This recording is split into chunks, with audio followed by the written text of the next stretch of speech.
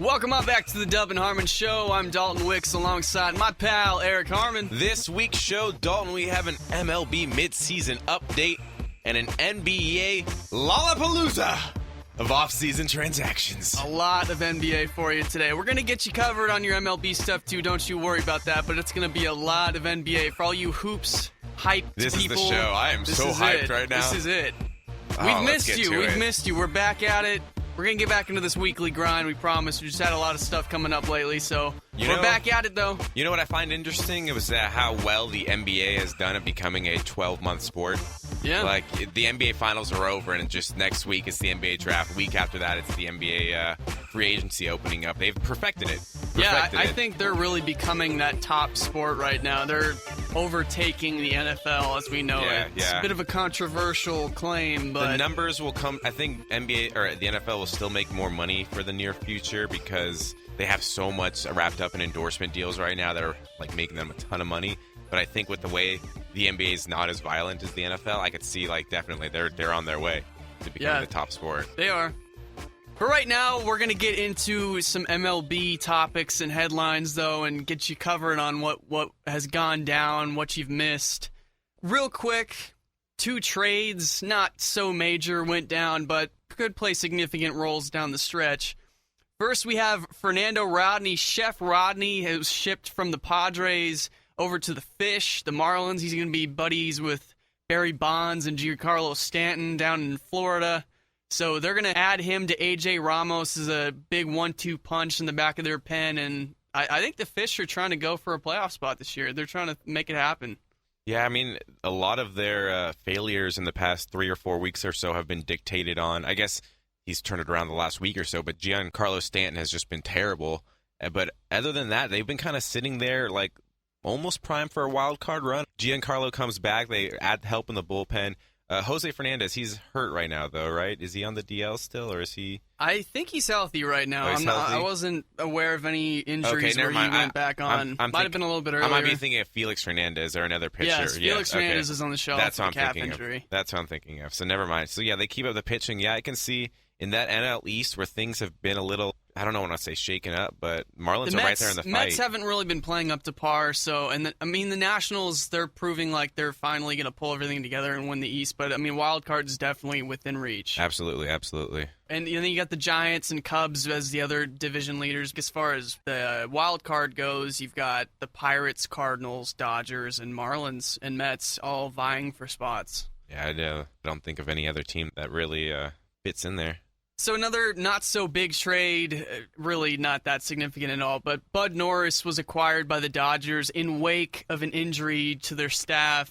Probably the last thing that any Dodger fan would want to see. Clayton Kershaw has suffered a back injury, probably from having to carry the team on his back all year. So he's just landed on the DL. They're calling it not so major. It's more of a minor situation. He's not going to require surgery, which is good. I think it was a aggravated disc. Hopefully he's back in about 15 days or so. We need Kershaw. We need the best players. I want to see the best players available down the stretch. So hopefully this is a painless injury for him, but it unfortunately forces him to stay out for like 2 or 3 more months or so. So he's just like, well, I can't play, but I'm not in pain. Just for us Giants fans over here. I mean, maybe I'm being a little bit selfish about it. You want to beat Kershaw. You don't want to have an excuse. You want to beat Kershaw. I don't think it's an excuse. I mean, baseball's every sport's about being healthy at the right time. So yeah, true. I don't know if you can use. But it'd be more satisfying for you to just beat him, right? Yeah, that's true. Right? That's true. That's definitely true. He's pitching against you a couple times down the stretch, and you just hammer him for 8 runs every game. Yeah, I would like that. Unfortunately for right now, you're not going to get that. You're going to get Bud Norris, who was just acquired. Bud Norris was just acquired from the Braves to be another starter. I mean, that entire Dodgers rotation is just decimated by injuries. I was reading they have an entire pitching rotation on the DL by itself. Brandon McCarthy, Hyun-Jin Ryu, Brett Anderson, now Clayton Kershaw. And I don't know if Alex Wood has been reactivated yet off the DL, but they've just got a ton of guys that are on the shelf. And it's not like Bud Norris is the cavalry coming in to save the day. He's a solid guy. He's just going to get you innings. He's going to be pretty okay, might get roughed up a few times every now and again, but he's just going to get you innings. Yeah, 70 innings on the season so far. He's a 4.22 ERA with 60 strikeouts. So 3 wins, 3 quality starts. Well, the thing is with him, the numbers on him were a bit misleading. He started off the year absolutely horrible with like a 9 ERA his or last 8. 2 weeks he's been pretty good. But the last month, actually. Like gradually, as the season's gone along, he's gotten better. 2.08 ERA the last month. So that's what the Dodgers were looking at. That's why I was seeing his name come up a lot in trade rumors and speculation, and so all the teams were looking towards his recent numbers. But, I mean, he could regress back to what he was in the beginning of the year, too. You don't know what you're going to get. That's true. You never know what happens when players get traded to the Dodgers. Cross over to the dark side. So, other things going on. The Red Hot Indians, my boys, those dark horse 13 in a row now? Indians. 14 in a row? Or is it 14? Yeah, it's. I think it's 13. Yeah, okay. All right. So they have just been killing it lately. Ooh. They have that awesome staff of Trevor Bauer, Carlos Carrasco. Carlos Carrasco has been absolutely on fire lately. And then, of course, you've got the former Cy Young winner, Corey Kluber, in there as well. Awesome pitching staff. Yeah, their pitching has just been off the charts. 4th in the MLB with a 3.42 ERA. 5th in walks given up with 211. They're 4th in whip, and then 3rd in batting average against. That's just a lights-out staff. Offense is clicking, though. I mean, Carlos Santana's been doing a lot better. Jason Kipnis, Francisco Lindor, Michael Brantley. If he hadn't been so injured this whole season, the Indians could be doing even better right now. Rajai Davis, your boy, getting it done. Mike Napoli's been having a resurgence for them, actually. He's been doing a lot better than anybody could have expected. Lindor batting about 300 right now, 304. I don't know how to pronounce this center fielder's name. Naquin? Naquin. Tyler Naquin. Tyler Naquin. He's batting 328 on the season so far, so he's been one of their top outfield prospects. They've got a couple of others coming up through the ranks, too. The Indians are getting it done, showing up the AL Central, Tigers, Royals, Twins. Even Lonnie Chisenhall. What a great name. Lonnie Chisenhall's been getting it done lately, too. He had a pretty bad start to the year also, but he's been really starting to rake lately. Yeah, he's right under 300 at this point, 297. He's been on fire recently. And so, with a name like that, I really enjoy that. Like, I'm thankful. Yeah, we love our guys with those good names. The names just roll right off the tongue. Stat leaders at this point, just midway through the season, kind of checkpoint. It's no longer Daniel Murphy at the top of the batting average leaders. I could have predicted this at some point. Jose Altuve has jumped back in. He's been swinging the bat even better than he had earlier in the season right now. He's absolutely murdering the baseball, all 5'5" of them. Last 5 games, he has 13 hits. Wow. Ooh. That's a lot. Yeah, that's ridiculous. And he had a triple and a double 2 days ago against the Angels. I mean, he's just killing it right now. And this might be a career high in batting average, too. His next highest batting average is 341. Yeah, he could be well on his way to setting the pace. With the power, too. 13 home runs. Yeah, he definitely. We talked about his power surge already, and he's just been absolutely murdering it so much that he's hitting 3 in that lineup. You got a 5'5" guy hitting 3rd for that Astros lineup. Speaking of home runs and power, though, Mark Trumbo continues to pace the league in home runs. Who saw that coming? Not I. Obviously, he had that power surge at the beginning of the season. Had to recognize it, maybe he's starting to finally find his stroke, or maybe this is just a flash in the pan kind of deal where he might just totally fizzle out towards the middle of the season. Nope, here we are, middle of the season, and he's still at the top of the league. Yeah, it's him and Todd Frazier, both tied at 23 right now, and then 2 guys behind him, Chris Bryant and Adam Duvall. Adam Duvall, I would not have expected him to be in that list. I don't know if... You know where Adam Duvall used to play, right? Is it Oakland? AAA for the Giants. Oh, man. Do you know when he got moved was in the Mike Leake trade?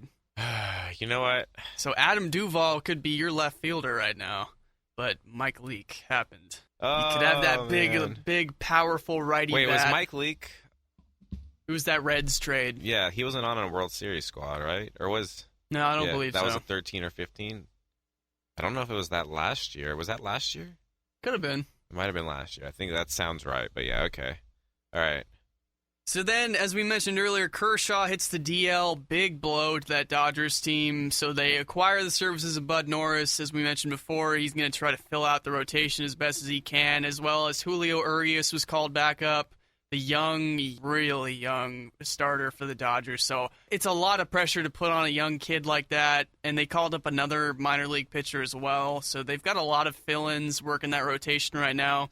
Hopefully McCarthy and Hyun-Jin Ryu and some of those guys can work their way off the disabled list, and Kershaw comes back quickly, so then they can at least give the Giants a nice run for their money down the stretch. Because if the Dodgers are starting to fall out of this race, it's just going to be the Giants for the taking. Well, I mean, a certain team did a pretty good job this last 4 days or so keeping the Giants from extending that lead any farther. That's right, yes. And I feel like that's a great segue into talking about that series. Congratulations. I will concede that to you and say that. I was saying that if we ended up pulling off that entire 4-game sweep, then if the Giants inevitably win that even year title this year, they should just give it to us. We're 4-0 against the champs. Yeah, I mean, you need 4 games to win a World Series, and we've beat you 4 games in this. We could just call that the World Series right there. Thankfully, that didn't happen. All right, I don't want to hear the validity of that argument anymore. I mean, if it wasn't for a totally in over his head minor league pitcher throwing for us yesterday, I mean, we might have won that one too. I mean, we had Dylan Overton pitching yesterday, and the only reason he's really on the roster right now is because Rich Hill's been on the DL.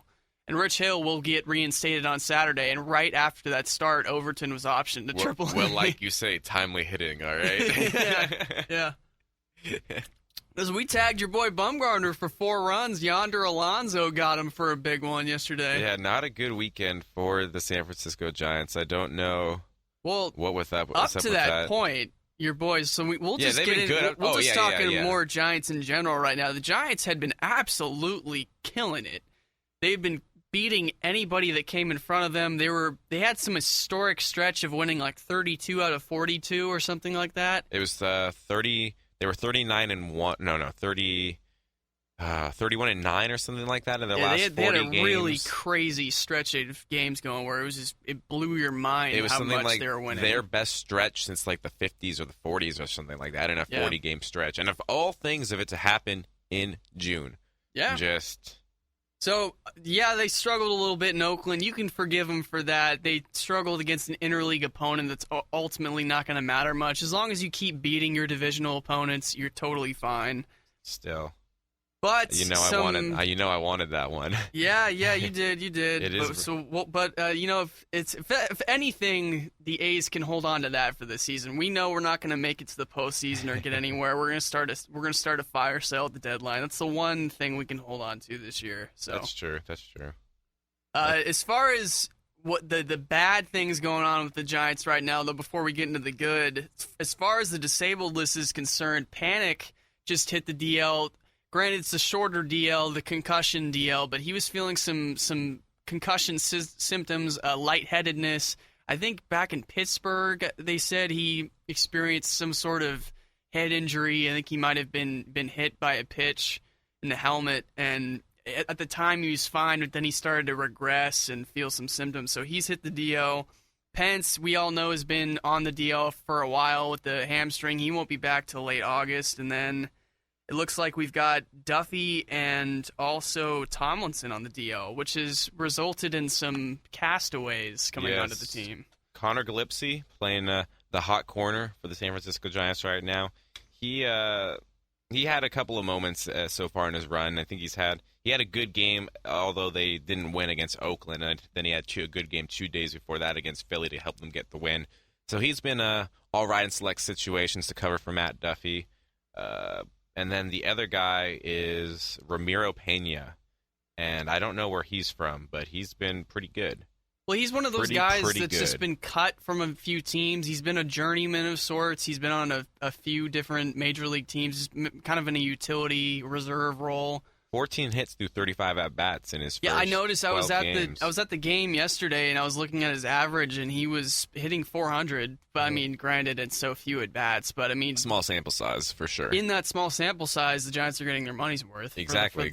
Like who cares about small sample size when all you need him is for that small sample size? You're not asking him to play for an extended period of time, so good on him. we've had Jarrett Parker out in right field. Ruben Tejada, I didn't even know they picked him up, but Ruben Tejada, the Chase Utley rule himself, the guy who broke his leg in that play, he's also playing for them. That was a surprise to me too. I didn't know that until just now. I haven't been watching many Giants games the past couple of days because I've been so sucked into NBA. But we'll get there, folks. We'll get there. Wow, so he was playing third base, or he played third base for them. Yeah. In this.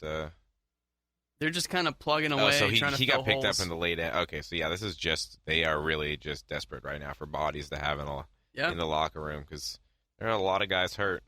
But the good news is a lot of those guys are more of a short-term DL stint, so those guys will be making their way back relatively soon. It's just Pence who has the kind of longer recovery time right now. He's not due back until at least mid to late August. So there's two Giant stories that I want to talk about. Okay. First one being light. This one will be the more light story. The MLB Players Association won't let Madison Bumgarner into the home run derby. Are you flipping kidding me? They won't let him? They won't let him. Interesting. And this makes me just makes me wonder: is the MLBPA now the sports villain that we need to go after, aka LeBron? No, I don't. We need to go after him. We need to go after this organization and say Madison Bumgarner needs to play in this home run derby. All right. I agree with you, but I think they're looking out for just pitchers. I know it's totally an exhibition thing, but there's little tweaks and stuff that can happen to guys when they're swinging, especially when you're taking such hard swings all the time. There's been guys who strain things when they're doing the home run derby and guys that just hurt themselves trying to do too much. So maybe they're just trying to protect him, and it's not the end of the world. Yeah. There was that idea that got proposed about there should be a pitchers-only home run derby, I was just reading about that. That would be awesome, actually. Because would be cool, yeah. Because you think about it, like they're going to be throwing 70, 75, 80 instead of throwing 95-mile-per-hour fastballs and breaking balls. And some of these pitchers can probably just rip on balls. And that could be a lot of fun just for the shock value. Jake Arrieta hit another home run last week. It was a 99-mile-an-hour fastball that was thrown down the middle, and he bombed it out of granted, it was in Cincinnati, which is a pretty hitter-friendly park, but still, to do that with an almost 100-mile-an-hour fastball. That's very impressive. Just he turns on a ball, and it's just like... Those pitchers are big. Bumgarner, Arrieta, all those guys, they're big boys. Syndergaard, too, yeah. Yeah, so I want those three in a home run derby. Who would be the fourth? Who do you think would you want out there? You know what I always think of, and obviously he's not around anymore. Well, Rick Ankiel, one of them, yeah. But Big Z from back in the day, Carlos Zambrano. You know that guy, that crazy guy for the Chicago Cubs. Yes. He was so powerful. I distinctly remember him hitting sixth in the Cubs lineup a few times. Oh man, that would be. They need to bring him back. They need to have a fourth mystery opponent, all right? It could be like, so we have the three named guys, and we have a fourth mystery opponent. And that's Carlos Zambrano's music. No, he'd probably fight somebody. He was a lunatic, I remember. He was like the Lou Piniella He would of storm players. off the mound, just furious. I love that. Yeah, he was entertaining for sure. So, yeah, that would be a pretty interesting home run derby to look at. You said you had another story to look at? Oh, yes. It was, how bad is Jake Peavy? Yeah. Like I said, I was at the game where he squared off against Minaya the other day, and he looked pretty okay in the beginning, and then it just totally fell apart. Well, first of all, I do have to give him a little bit of slack. The Giants' defense absolutely fell apart. That the cast-offs like Ramiro Pena ran into Mac Williamson trying to get a fly ball in right field, and the ball dropped, and the guy got to third. Then you've got Ruben Tejada. I don't see what the issue is that. That sounds like a heady play by both of them. Ruben Tejada, who was playing third base, like you said, there was a pop fly hit in foul territory that he flat out dropped. Heady play. Right in his glove. I was just going to say heady play. And then Angel Pagan was going back on a ball into left field, and the ball was going towards the fence, and the ball hit right. It was about chest high on the fence. It was totally catchable, but for some reason, Pagan he wanted nothing to do with going against the fence. So he let the ball just hit against the fence, roll away, and then there was another triple out of that. So the Giants' defense He was was pissed. absolutely miserable. He was very and pissed. Peavy just lost his. Yeah, he lost it. Understand, Peavy's personality too. He's a bit of a hothead, so that's the last guy you want to make those kind of defensive miscues against. But well, Bochy's known to stick by his guys, so I mean, we'll see if he stays in the rotation or not. He has to. Yeah, he really does. Right now, there's no other option. I'm trying to think of what we have in our minor league system. And the two guys that you have are Tyler Beede and Kyle Crick. Those are basically the only two prospects in the Giants organization worth anything right now. Those are the guys that would be dangled in trade bait discussions. The good news is that his next two starts are against Colorado and Arizona at home. So I still don't like facing Colorado. Colorado's been hot lately. They just decimated the Blue Jays. They lead the NL in OPS, but they're far less worse away from Coors Field. The Carlos Gonzalez got a hot bat right now. I'm just saying. Yeah. I'm just trying to provide some counter argument to maybe Peavy has something in the tank still. Yeah. It's not whether I believe it or not. I just wanted to say it. You could catch them on that away from Coors Field slump too. Yeah, so. exactly. So hopefully that's what you hope for. One or two more bad starts, you gotta wonder if maybe his time's limited, and maybe they're just gonna go to somebody else. Yeah, they'll just stick somebody in there and see if they can last. He was so good in his prime. He was so good in his prime. Back in the Padres. Yes, that's where he was thrown real well. I remember that. Was he with on the same time that Trevor Hoffman was on that team? Yep. Yeah. Okay. It was him, and then Chris Young, the 6'10" Chris Young. Yes, and then he got hit in the prime. head. Yes, that kind of just derailed his career to an extent. And Adrian Gonzalez. All three of those guys are back on that team. I like that Padres team. They had some good players, but they still were just bad enough just to entertain you. That's exactly how I like my opponents. Yeah. So the last thing we want to touch on for the Giants is this bullpen issue. It happened again the other day where they blew a couple of leads at AT&T Park. That game was absolutely atrocious. Kendall Graveman and Suarez started that game, so I already knew that game, I wasn't expecting much of a pitching performance, but to see the end of that game, 13-11, I believe was the final? Yeah, that was insane. The bullpen for both teams, the pitching, it was just awful. Actually, Suarez, it was the bullpen, because Suarez didn't have as bad a start as you think he was. Yeah, that's why I was starting the segment with just it's bullpen. Yeah, completely bullpen. And when we talked about the week before, we were talking about what they need as far as additions, if they're going to make any. It needs to be in the bullpen. Yeah, Javier Lopez, a 5.4 ERA. Javier Lopez is ineffective right now. Casillas not the ideal closer you want for a playoff contending team. Osich, did I say that right? Yeah. Oh yeah, he's a 4.07 just across.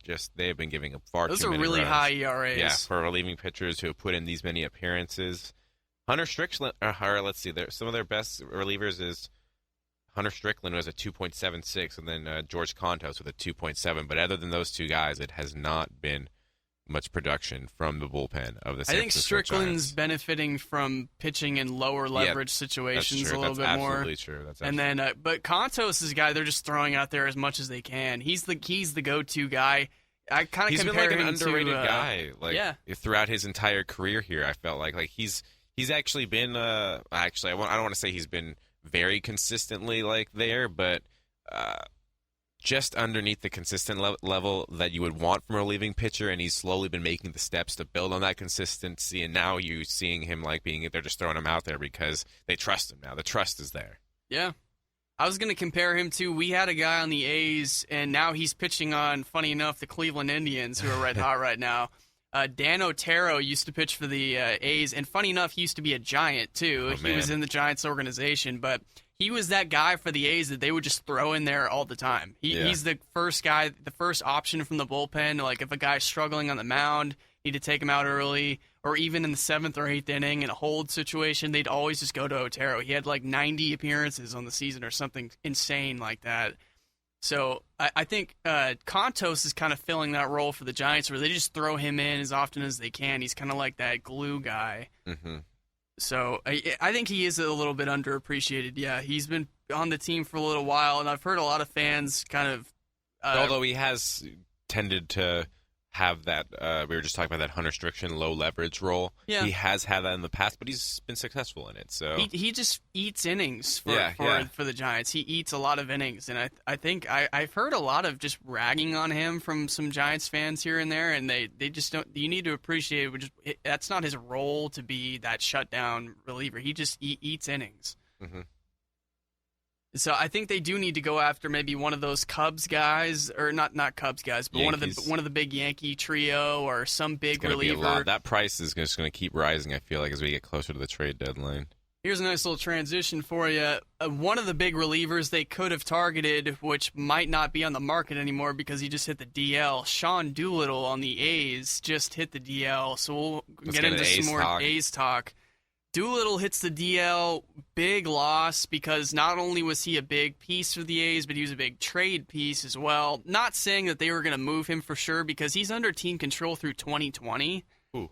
And he's very, very affordable. His salary will never get more. I think it's $4 or $5 million at the most, and that's in the back end of it. So he's very affordable for a reliever, especially one that hits 97 on the radar gun as a lefty. Definitely. How long do you think the shoulder strain is going to keep him out? I don't know, because the thing you got to take into consideration is he had a major rotator cuff injury last year, and it kind of kept him under and not doing as well into spring training of this year, and it took him a while this season to get back into the swing of things. So now that this is happening again, the front office might just be like, "Hey, take a step back." I have no idea what's going to go on because the reports from the Athletics beat writers came out.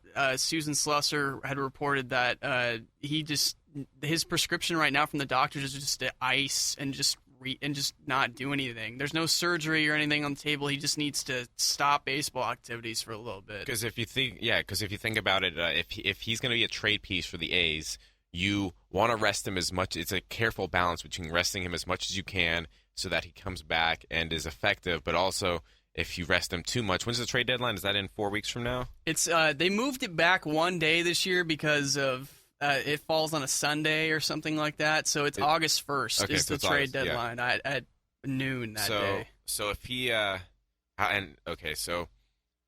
if he doesn't come in and play before that trade deadline and teams don't see what he can do coming back from that injury, that's going to significantly lower any price that he might be bringing back to the Oakland A's. For sure. So it's going to be an interesting thing to see how the front office deals with his injury, because this could have heavy ramifications going both ways on whether they come out on top or not. Exactly, yeah. I think this injury just completely it ruined any trade situation, to be honest, because the way you would trade him is if he had built up his value again and stayed healthy from that rotator cuff injury, but now that he's back on the DL, he's going to need to prove that he can get healthy again. And you're not going to be able to prove that in a month, probably, or 2 weeks if you come back in 2 weeks. So, I don't think he's even there. I would assume that he'll probably come back right around the trade deadline itself. Was it a retroactive to a certain date sort of DL stint, or just put on? No, he threw 30 pitches against the Giants the other day. Oh, okay. So he came in for a really long relief appearance, and then he hasn't pitched since then. Gotcha. So he's going to be on the shelf for a little bit, but some good news. We did get Liam Hendricks off the DL. He hasn't been having a great year, and he still hasn't been pitching that great, but he's back off the DL, so he's an arm, I guess, in the bullpen. He's under team control for a little while. He's the guy that we got in the Jesse Chavez trade with the Blue Jays, so we're hoping we can get something out of that. So far, the Blue Jays have been winning that one. Yeah. Rich Hill's due to come off against the Pirates this weekend, which is good. Rich Hill's going to be back, so maybe he can establish some trade value back now that he's off, because that's like the sole reason the A's signed him to a one-year deal as a 36-year-old. Do you think there's any I'm imagining a scenario, I'm going back to the joke I've been making, where he beans 3 people. Do you think there's a scenario where he does that and just, gets very just running off the mound, and that might actually increase his trade value by some front office being like, we need that fire in our bullpen. We need that fire in our dugout. Do you consider that a possibility whatsoever, or am I just making up something stupid? I mean, the Royals like hotheads, like Giordano Ventura and Kelvin Herrera, so why not? And they're looking for a playoff berth. He's a cheap option. I mean, why not? We traded Zobrist to them last year. We were good trade partners with him. Thank you. That was perfect. That was a perfect response. Yeah, so it can All happen. All right. Okay. Ned Yost likes his hotheads. I like his energy. So there's that. Also, so I think that's pretty much going to do it for the deal. Well, we did actually get a huge piece back off the DL too. Josh Reddick came off. Big addition to that lineup again as our number 3 hitter. So he's going to fill right field. Yeah. Just maybe. So now that we have him and Chris Davis and Valencia and Vogt, we actually have a solid core of a lineup to go on now, which is a little bit more exciting as an A's fan, not just looking at Billy Burns and Coco Chris both in the lineup all the time. One of those guys will be sitting now. Moving on to the rookie pitching, also, it's been nice. It's been really cool to see. This is what I've been pushing for such a long time, is look at these rookies, look at these young guys. Look at all those chickens. Let's see what they got. Just pull them up and let's let them loose. See what all this young talent we're trading for, all these young guys coming up through the system. Let's see what they got. Throw them out there. You got to give them at least one chance with your squad, and because you got to see what sticks. I mean, at this point in the game, you're trading for the more amount of players, so why not use that to your advantage by throwing them and giving them chances to succeed more often than a team that has just well-established players at that position. That's where your advantage is, your ability to try out more players and see what works, try more combinations, I feel like. Yeah, I wish the Giants would do that with one of their top prospects, like with one of the top starters instead, and maybe skip Peavy a start or skip Suarez a start or whoever. But, I mean, I'm glad the A's have been doing it. Manaea comes off the DL, and he's back throwing against the Giants, and he looked good the other day. He looked pretty good. He shut him down. And then Manaea. Yeah, the throwing Samoan. Manaea! There we go. So he did pretty well. Good to see him back. Dylan Overton came up. His first start, he did pretty well in, but then he just got roughed up by the Giants. Dylan Overton, my boy. No. he got roughed up. Posey and I believe Crawford.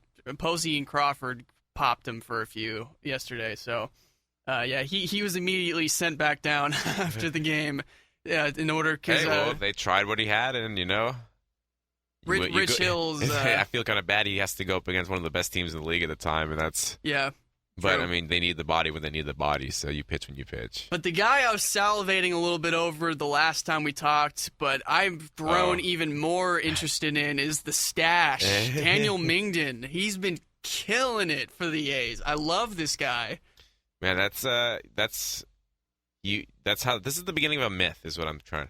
This is he comes with the stash, all right? Everyone focuses on the stash, and then he starts to play very well, and that stash starts to grow a mythical cult status among the fans, and that's like how the Panda starts. Like that's how every good, well-loved character on a baseball field starts. So I'm glad to see that the Oakland A's are getting their guy, and it's a guy with such a beautiful, beautiful stash. And so all of a sudden, this pitching rotation, and I'm assuming Rich Hill's going to get moved no matter what, whether they're buying low or selling high or selling low on him at the deadline.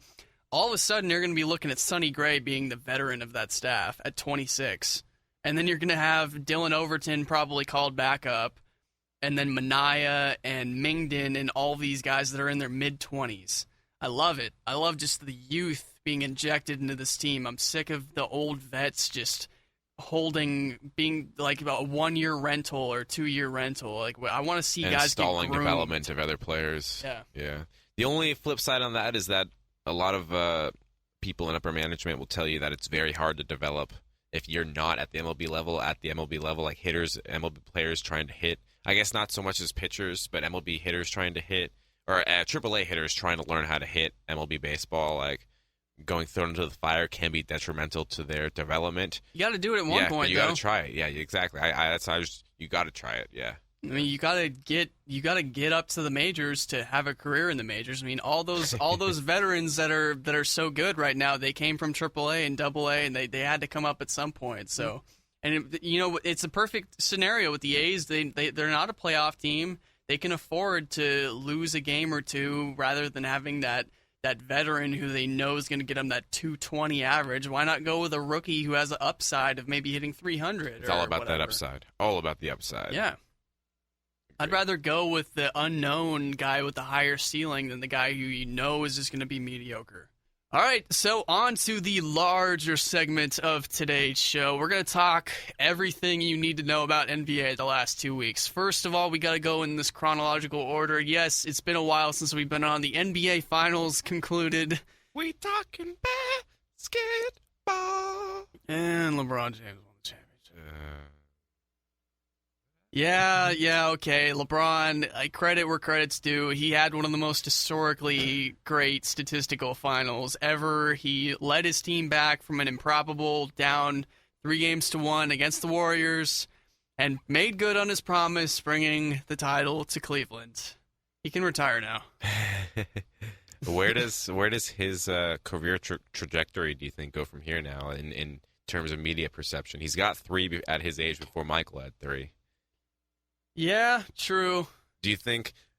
I think people for now the comparisons can be made, but I think as longer in his career goes on, no matter how many more years he plays, and you compare like the later end of Michael Jordan's career to how many championships LeBron wins, I don't think they'll match up. I don't think he's going to get another 3, but maybe that's just because Jordan's body was able to hold up better, being a shooting guard, not as big. I don't know. I think LeBron might be. I don't know. Good on LeBron. I don't even know where this conversation began. I'm distraught over the Warriors losing. Yeah, me too. For me, it's really hard to draw comparisons at all. There's so many different things that factor into it. There's different time periods. Michael Jordan played a different time period. There's different positions. They played different positions. Jordan played the shooting guard, and while LeBron plays more of the 3 and the 4. And then there's today's NBA versus yesterday's NBA, where today's NBA players are multi-positioned. And in the old NBA, that's not how it worked. You were pretty much a one-trick pony. Michael Jordan played almost the entirety of his career as a 2-guard. Mm-hmm. Yeah, he could handle the ball and handle point, but his position was a label 2-guard. Yeah. And that's basically the role he was the shooter and the scorer on that team. He fit that pretty well. But LeBron will play point, he'll play shooting guard, he'll play small forward, he'll play power forward. At times, he's even filled in at center. I mean, he just plays all over the damn place. So it's really hard for me to draw comparisons between a lot of guys. I mean, I'll say LeBron James is the best small forward of all time. Yeah, he's the best small forward of all time. There's a lot of older people who will get really angry with me because there was a guy named Larry Bird. Once upon a time, he played for the Celtics, but I'll take LeBron James over Larry Bird. Yeah, definitely. But Larry Bird's a very close second. That's no disrespect to that. He was a legend in himself. And then Jordan's the best 2-guard of all time. I think that's fair to say both of those. Yeah. I don't disagree with anything you just said there. I think we're talking way too much positivity about LeBron right now. He earned it, man. I mean, you got to give credit where credit's due. He pulled away with it. I'm happy for guys like Kyrie Irving, guys who are just absolute ballers. Smith, I felt great for J.R. Smith. Did you see his post? That really moving speech he gave. Yeah, that was a lot of athletes feel that way. I think he spoke for the majority of professional athletes right there. Yeah, embarrassing their family and just trying to do the best they can by not being so stupid at. Oh. Yeah, with the Warriors, it's unfortunate because they couldn't get it done. But I will, just to wrap up all the positivity with Cleveland, shout out to Kyrie Irving. Uncle Drew got it done. He's the guy that's going to get overlooked because of all LeBron's hype, but he was as much to do with this finals victory as LeBron, in my opinion. He was the scorer that when LeBron wasn't there, he was there. He got it done. Seemed like he was making every single one of those mid-range shots. And he was just money. So frustrating to see that over and over again and not be able to stop it. Because it's the least efficient shot. And for him to just make it over and over and over again, it's got to just be like, come on. Like, how are we losing to these guys? We're the team that exploits the league by scoring one more point than everyone else, but they just aren't missing their shots, and they're grabbing all their offensive rebounds that they do miss. Yeah, it's frustrating. So Kyrie just killed it, like him and LeBron. Jesus. So what's next for both of these teams? I mean, the Warriors, to have that historical season where you set the record for regular season wins, and then to fall short like that in a just absolutely historical fashion fall apart in the NBA Finals. They had the championship one game away. Well, for the Warriors, I think we know what their plan is. They're trying to go after the big whale. They're trying to go after the Durantula. Yeah, Kevin Durant. So Cavaliers are pretty hamstrung as far as any kind of financial flexibility. I don't see them making too many moves, but the They Warriors can't. Yeah. the Warriors go after Durant, and I guess their backup options might still be Harrison Barnes. And then I don't know what if they don't go after Durant. I don't know what other. Oh, I guess they haven't been named in the Al Horford really race, have they at all? Like I haven't heard. I their wanted name. them to be, but I don't think that's happening. It hasn't been a thing. So I did read the report. Sources, you're going to see a lot of sources these upcoming days, but sources have said that if the Warriors fall out of the Durant race, then they're going to match anything that Barnes gets. All right, that makes sense. All right, we're up. Yeah, so Barnes would be back in the fold with the Warriors if they fall out on Durant, but as far as any other plans outside of that, they look to be pretty static. Warriors just got to play up to their potential. I mean, Curry did not get it done. He did not play up to the best player in the world hype that he'd been getting the last two, back-to-back MVPs. He's the best shooter.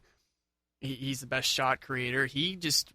The Cleveland Cavaliers stifled him. Klay Thompson did the best he could, and Draymond Green that was a huge blow. You could make an argument that the Warriors might have won Game 5 if they had him. You could definitely make an argument there, but no excuses. They lost. Draymond was suspended, and he knew he messed up, and he took his punishment, and he had a absolutely fantastic Game 7. That was the game of his life that he played, and they still lost. He had no one there to help support him. He was the only guy. I mean, Curry was inefficient like he was all series, and Thompson wasn't enough, and the rest of the supporting cast, like Harrison Barnes, were completely absent. Just not there. Festus Ezeli, inconsistent. Bogut was out because of an injury, so it was bad. It was bad all the way around. Iggy with that injury as well. I mean, Iguodala was hampered by an injury too. He played through it, but he was definitely feeling some sort of back ailment that entire time. Affected, yeah, not good. So we move on. Yeah, we move on.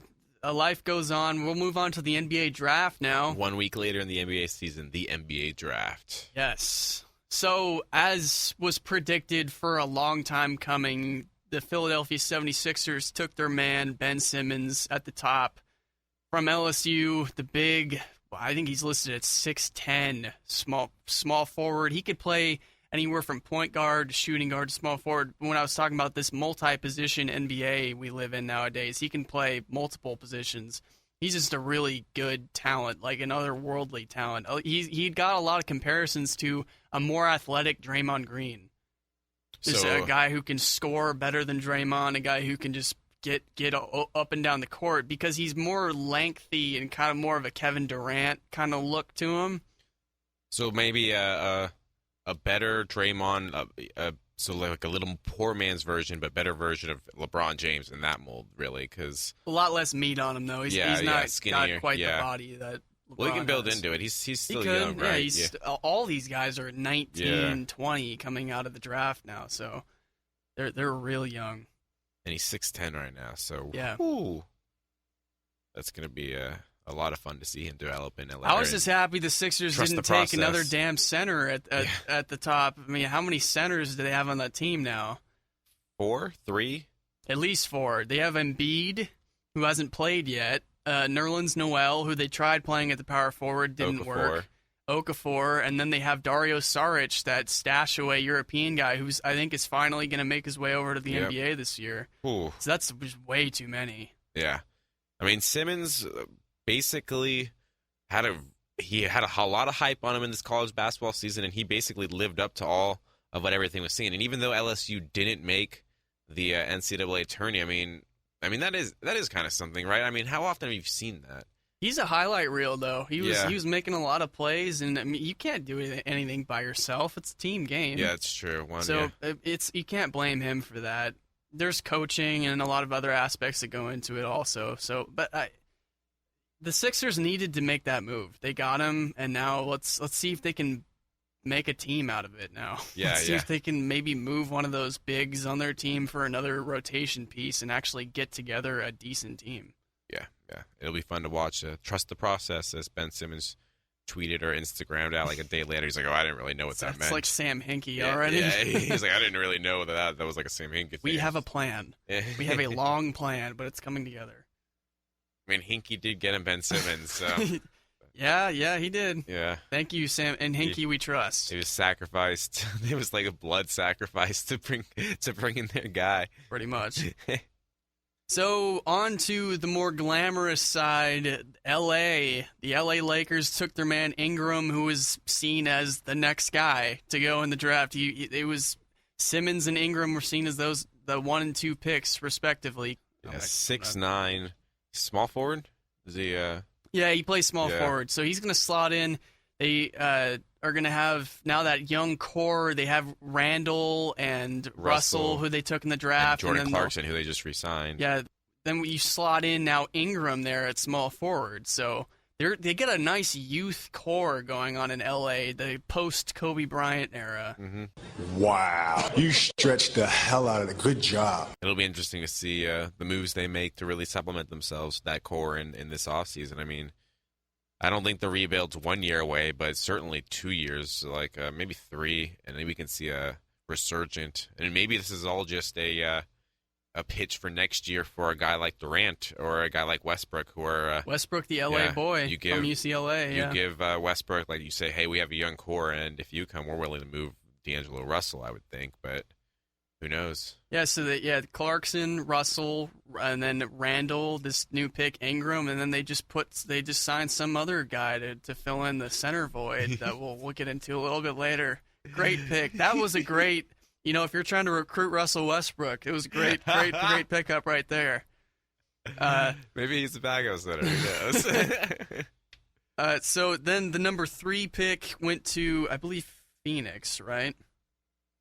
It was. I believe that is right, but No, that was Boston. So Boston had the 3 pick. Yes. Yeah, Jalen. A lot of hype about Boston and the amount of picks that they've acquired, from when they totally ruined Brooklyn a few years ago with that big trade where they acquired all those picks.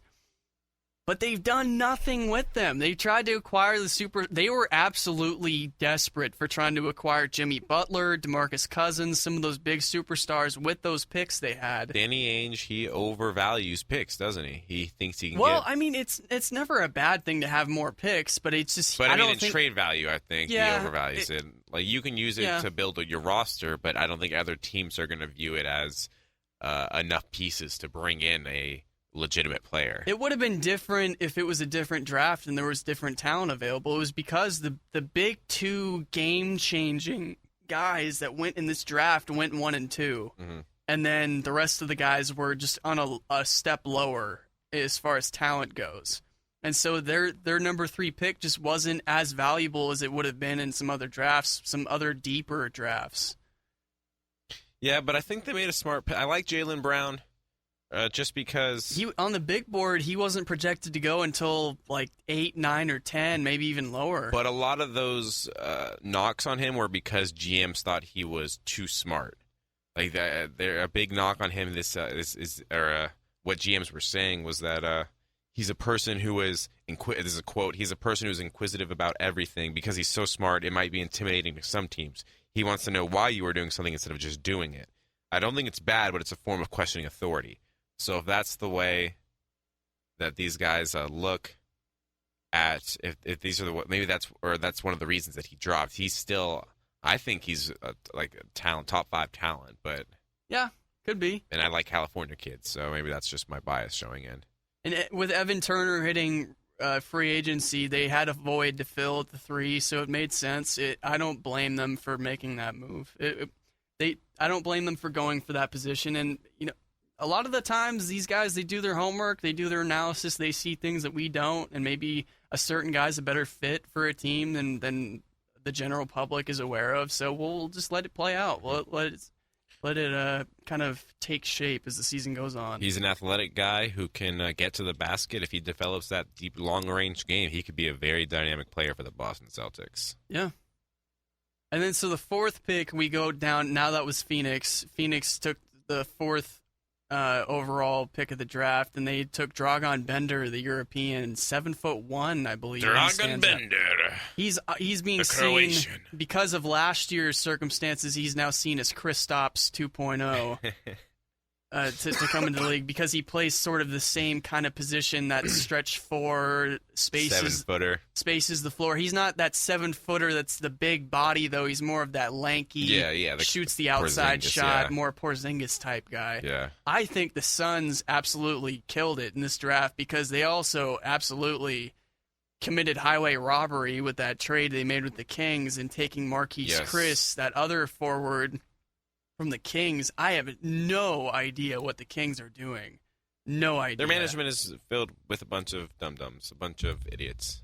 There was even that tweet that came out from DeMarcus Cousins. It happened to be draft night. Yeah. Right after that trade and the draft picks happened, and he said, he tweeted out, "Lord, give me strength." Yeah, that was... I mean, because the Kings walked away. I was in a hot sauna. Yeah. They walk away with two more. They're now the new 76ers. They walk away with two more centers from that draft, and now they've got Kosta Koufis already on the team as a center, DeMarcus Cousins, Willie Cauley-Stein, who they just took in the draft, and then they take two more centers. Now, good job. You got 5 centers now. Too bad only one center gets to play at a time. Sam Hinkie's ghost lives on. Yeah. No, they're just going to go with a very big lineup.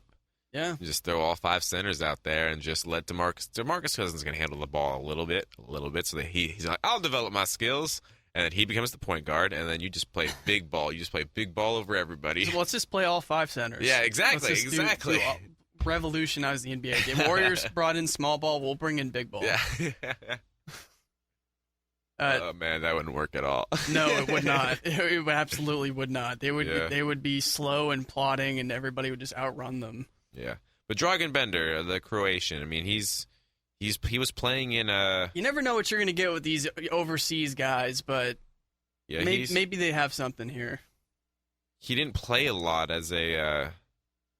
He didn't. Lack of playing time compared to college players. That was a big knock on him. He might have gone a little bit earlier, maybe number 3 pick or even higher if he had more playing time. But yeah, but he's quick. I mean, he's skillful. That's always a deadly combo in the NBA, being quick and skillful, and especially you add the little known fact that he's 7 foot, and you have the makings of what could be a quality NBA player. Yeah, so I think right now you're looking at the ceiling for him being Kristaps 2.0, and then the low point would be Andres Biedrins 2.0. So from the Warriors, That's quite a swing. Shout out to you OG Warrior fans who remember the torturous days of Andres Biedrins. Andres Biedrins, he'd come in the first game. He'd put together like a quarter of just like something crazy, like, this is the year of Andres Biedrins. And then he'd suck He's for the rest gone. of the season. He's gone. For the next 81 3/4, he was gone. I missed that. I missed that in his 3 throws. I don't miss those times of being a Warrior fan at all. Even though we lose the title this year, I'm still loving this. If there was an alternate history where he was just put on another team and we could just witness him now just floundering, it'd be great. Like put him on the Spurs or 76ers. They need more the centers. Clippers. Put him on the Clippers. Make him a comedy act in Los Angeles. I hear the Kings need more centers.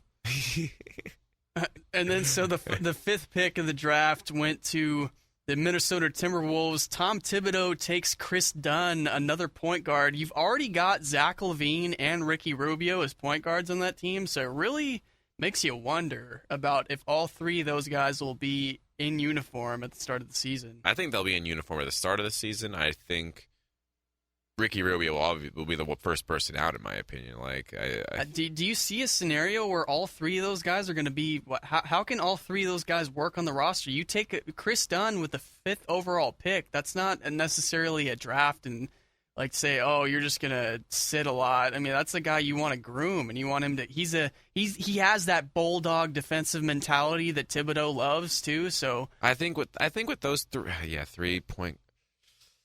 I mean, Levine plays They're some at the still in a 2 guard transition. also. They're still in a transitional year. I don't think they're gunning to be contending, obviously, this upcoming season. But they're going to be there in 2 to 3 years. They're very young, and they have a lot of potential. I think they could run with these 3 guys this season, and I think going into next season, or maybe even the trade deadline this season, I could see Ricky Rubio being moved. Because that's the guy who I would see of those 3 being shipped off. The oldest. Although I don't know if Zach LaVine has as much upside. He's a dunk champ, man. Yeah. He's a dunk champ. He got all the upside in the world. The upside of his shoes as they're flying over you. See, my thing is now they have 2 overpriced veterans in Ricky Rubio and Nikola Pekovic, who are just in the way of 2 guys who need playing time. Chris Dunn, who they just took in the draft, and then Gorgie Dang at center, another young guy who they need to play more. It's kind of like when I was talking about with the A's and like they need the young guys to play. You need to see what these guys got. You can't just sit them so much.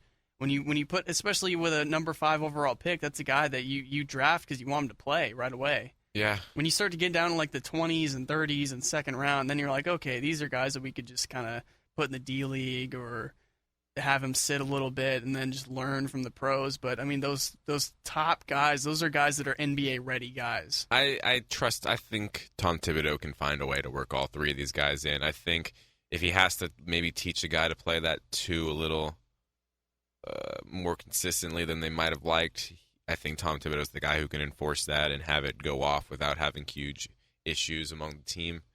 So, I mean, I'm really just excited to see the Timberwolves and what they do because I think they're primed for a big run in the next 3 years with these players, young players, and Tom Thibodeau.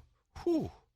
It's going to be fun. Hopefully he doesn't run them into the ground like he did with Chicago, though. Yeah. That's the one big knock on him is that he's played his players way too many minutes and that he needs to get better with rotations. Yeah, definitely needs But the Minnesota Timberwolves, they have the components to be a deeper team. They've got Shabazz Muhammad, Andrew Wiggins, Karl Anthony Towns, the big boy at center, and then they've got a myriad of guards there, Zach LaVine, and now their new pick Dunn, and then they've got Rubio already on the roster. So there's plenty of rotational players to come in and out of the lineup where one guy shouldn't be playing 48 minutes every day. Exactly. Yeah. You can, but based off whatever the matchup is, just play the guys that work the best in that game. So I mean, you have your options. I mean, it's a great problem to have, really. I feel like. Yep. All right, so now we're going to come into the moment we've all been waiting for, what is going on as we speak right now. The flurry of deals going on. We are in NBA free agency. Chaos and anarchy rules the day right now. Adrian Wojnarowski of Yahoo is making his money right now as we speak. Sam Amick, Chris Broussard, all of the sources, quote-unquote sources. Yeah, it's going off right now. We just had... So first, before we get into the free agent signing, the one trade that there's 2 trades that went down that we need to discuss first. As far as just deals go and acquisitions, in the draft, Serge Ibaka was traded from the Thunder. That was a pretty significant one. From the Thunder to the Magic. This was a total head scratcher for me. Why the Magic would acquire Ibaka when they have Aaron Gordon, who has a really high ceiling and it has a ton of talent. High flyer, a Blake Griffin lookalike kind of. He's playing the power forward position. You want him at the power forward, and then you acquire Ibaka who plays power forward. It doesn't make sense to me. And then they give up in that trade Ersan Ilyasova, that number 20, I think, pick, or maybe a little bit earlier, Domantas Sabonis from Gonzaga, that power forward. He's going to go to the Thunder. And then also the big piece was Victor Oladipo to play the 2 guard for the Thunder now instead of Dion Waiters. That was a huge win, I think, for the Thunder. Yeah, I think the Orlando Magic are just continuing to stay irrelevant. I mean, I don't understand the move from their side. So, Serge Ibaka, he had become the 4th option on that Thunder squad, maybe 5th option behind. No, not 5th option. There were a lot of leaks that said he was growing really frustrated too. Yeah, and he had losing shots. Yeah, wasn't enjoying his time. Orlando gave up a lot of players and quality players, I think, that are going to have a brighter future than Serge Ibaka is going to have. So, yeah, I pretty much just said why I think the Magic were totally in the wrong with that situation. But with the Thunder, they win that in every way possible. I think Durant was under the impression that he liked the trade because now you've got two really great running mates on the wings in Westbrook and Oladipo. You get really athletic. You get younger with Domantas Sabonis being a nice younger power forward piece to put in the rotation with Adams and Cantor. Mm-hmm. So and Sabonis' big thing is he's a big rebounder, and that's a big need for that team. Cantor and him can kind of inhale rebounds at a astronomical rate now. So. Yeah. And not just him, Ersan Ilyasova, a little throw-in. He's also a nice stretch forward to throw in occasionally as well. But yeah, and then Oladipo was the other big piece. Oladipo quite hasn't lived up to expectations yet, but he's still got he's younger, he's got a high ceiling, and he's going to be solid enough to at least be in the starting lineup and be an upgrade over whoever, Andre Roberson or whoever they were throwing out there last year. It'll be interesting to see whether this bolsters the Kevin Durant pitch, bringing in Oladipo, because there's one other player. I guess this is a kind of a transition, but there's one other guy that we'll wait till we get to Kevin Durant talk before. Let's go with the other trade first. Yeah, the other trade was D Rose finally being shipped out of Chicago. He landed in the Big Apple. Phil Jackson got his new point guard. Granted, he was shipped in a box that was marked fragile. The Knicks just acquire old Chicago Bulls. I don't understand what their game plan is. That they think that's going to succeed. The trade was Rose and Justin Holiday, former Warrior. He's got a ring. Ooh, okay, all right. So Phil Jackson, he's getting some guys who win. And a 2017 second rounder. That was what the Knicks got in total. And then going back to Chicago was Robin Lopez, Jose Calderon, and Jerian Grant. I think the Knicks win this trade, even though Derrick Rose, there's plenty of question marks surrounding him for very obvious reasons. You like his upside? I like his upside better than what went back. I mean, Jerian Grant kind of fizzled. There was high hopes for him, but he didn't really pan out that well for the Knicks. He's still young, so there's opportunity.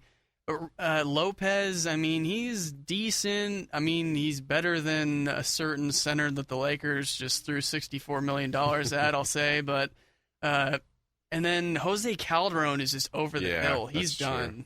So I don't like that, because if it was just D Rose, then maybe that's kind of open. But then you throw in Justin Holiday, who's kind of a decent rotation player, and then that pick on top of it. Yeah, okay. You swung me on this. It's overkill. You swung me.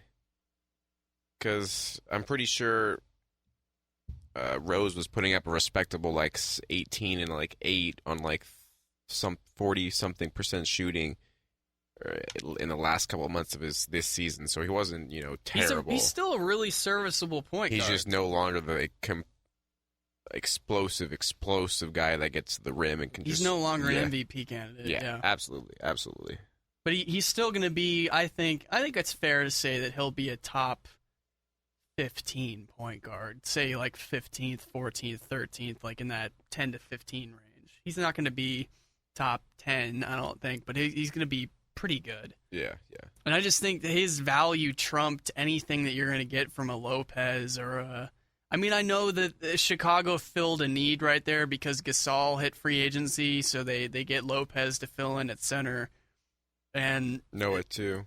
They take a flyer now with Jerian Grant to fill in for Rose as one of the... I believe they took a point guard in the draft too, so they're going to get a lot younger with point guards.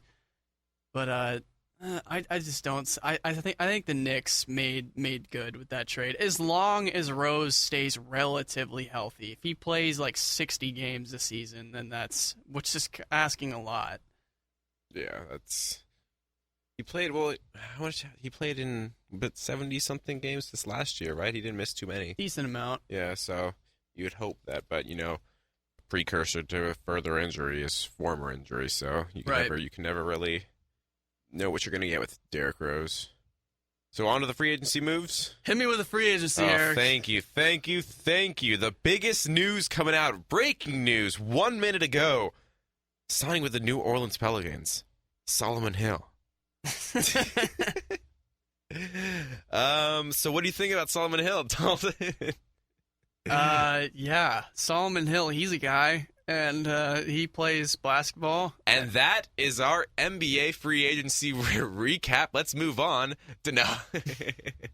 All right. Yeah, no, we're in. Let's look at the big deals that we have. That was just the latest breaking news that I have pulled up on here. All right, so what I've got on here, we'll just run through kind of rough shot a lot of the deals, and we'll just kind of make some comments on some ones that we think are really interesting. Yeah. And then I'll add some stuff for the latest. I've got Evan Fournier, guard of the Magic, just returning to the team on a 5-year, $85 million deal. I don't even want to talk about that yet. I think I just explained the Magic's moves by their last, they're incompetent. Yeah, they're the Magic. The Blazers, they signed Evan Turner away from the Celtics on a 4-year, $75 million deal. I mean, Evan Turner is very entertaining. He's that guy, that small forward, though, Tony Allen kind of type, where he's not the three-point shooter. He's a mid-range. But he wants to be a three-point shooter. He's the mid-range. He was even quoted when they interviewed Evan Turner. He was talking about Evan M. Turner. The M's for mid-range. No, and he said that's the future of the NBA. That it's going to go to the... Really? Yes, yes, he did. Yes, he is hilarious because his T-shirt, like he has this T-shirt of like the NBA logo, but it's him doing a 3-point celebration sort of thing.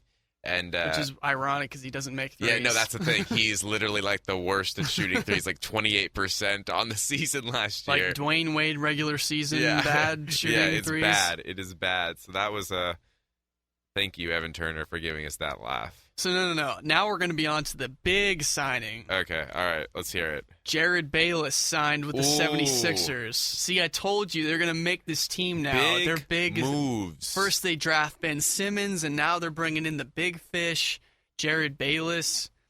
They gave him a 3-year, $27 million deal. You know, actually, $9 million. That's he's kind of old, but the way that the cap's going, he's up, a that's not the backup worst point deal. guard too. That's not the worst deal. Yeah, $9 million. That's my reaction to that. Yeah. The Sixers have a lot of cap space to spend, so yes, they do. Why not? Yes, they do. And Chandler Parsons has landed in Memphis, according to sources. You know what's great about that? I don't know if you remember how that story first started breaking, but remember how it was Mike Conley going to the Dallas Mavericks and how Mark Cuban was going to using Chandler Parsons was going to steal Mike Conley away. And then I remember seeing, well, now sources are saying that the Memphis Grizzlies might turn this around on the Dallas Mavericks and bring Chandler Parsons over, and that's what ended up happening. And we're going to go through all these free agent stories, and we're going to find out that there's like a key role that the Dallas Mavericks play in all of this, and it's I'll get to it after once we get through. It's going to become clear in a very short while. All right. So that deal is worth about 4 years, $94 million. Chandler Parsons, okay. Is he that good? What about Chandler Parsons has made him so... why do teams want a Chandler Parsons? What has he done with, whether it was with the Rockets when he first started out his career, to when he went over to the Cubes and played for the Mavericks? What has stood out? He's a poor man's Kyle Korver. And I think that some teams want that Kyle Korver in terms of three-point shooting. Is he that good of a... Where's the statistics to back up that he's this good of a player? That's what his that's what everyone thinks he is, all right? Like, that's what the media portrays him as. What he projects to be still, but whether or not he at actually... what point do you not become what you're projected to be anymore? He's not exactly 20 anymore. Yeah. I don't know what Chandler... I just don't get it. He's been involved in two of the great, in my opinion, off-season stories the past 2 years, though, so I don't... He was involved with the DeAndre Jordan story, and now he's involved with this story. I mean... True. I kind of just thank you for... Maybe he's just one of the reality stars. He's not like... He's one of the basketball players who's like, hey, NBA, I'll improve your guys' social media standing by just doing crazy stuff. And this is what happened. True. One other deal that just happened, broke. The Cavs are going to have 3 days to match this deal. But one Matthew Dellavedova has been signed to the Milwaukee Bucks. Cool. 4 years, $38 million. I hate him. Fine. Yeah, that's oh no, three. No. They'll have till July 10th. Sorry, not So he's 3 gonna days from July 7th. back up Michael Carter Williams in Milwaukee. Yeah, Cool. Yeah, Jason Kidd's gonna teach him to be the dirtiest player of all time. Pretty Matthew much. Dellavedova's new move is he's going to be guarding a guy on defense, and then all of a sudden you're going to see that he has 2 cups of water in both his hands, and he's just gonna throw him over his shoulder as the guy gets by him, cause him to fall over. Dellavedova. Yep. Essentially, that's what's happening. Anything else? We should get to the.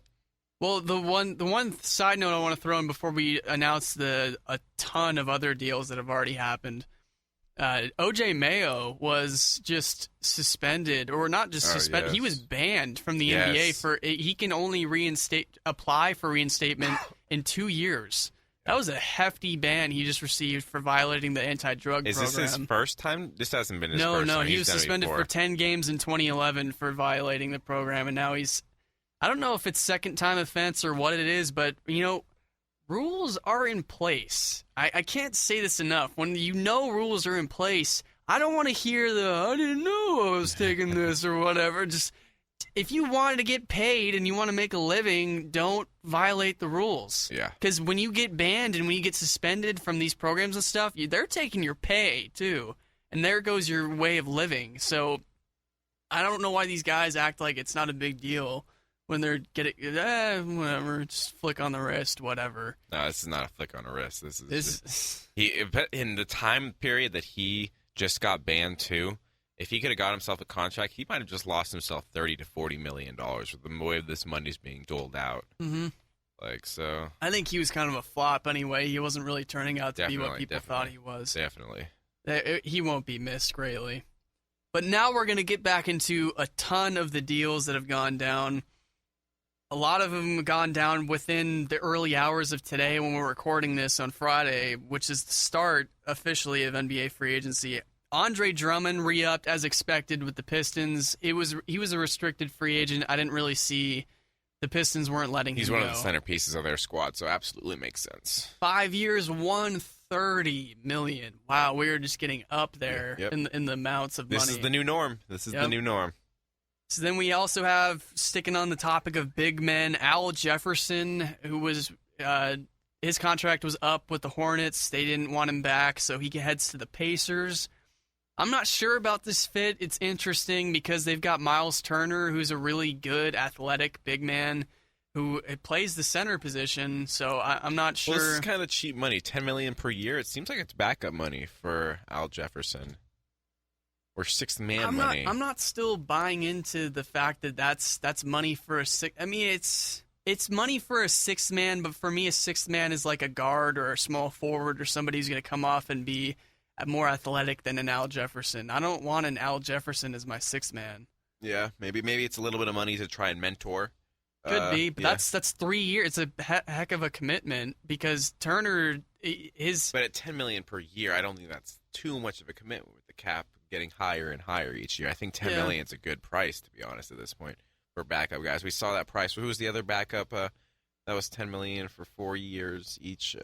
One of the new deals. So one of the new guys who we're talking about. And I also think like those backup deals, $10 million is going to be like the new norm. As other guys are getting 15, 17, 25, 28. 10 doesn't seem too bad, you know?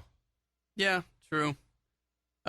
And then, of course, you mentioned earlier, Hassan Whiteside has re-upped with the Heat officially.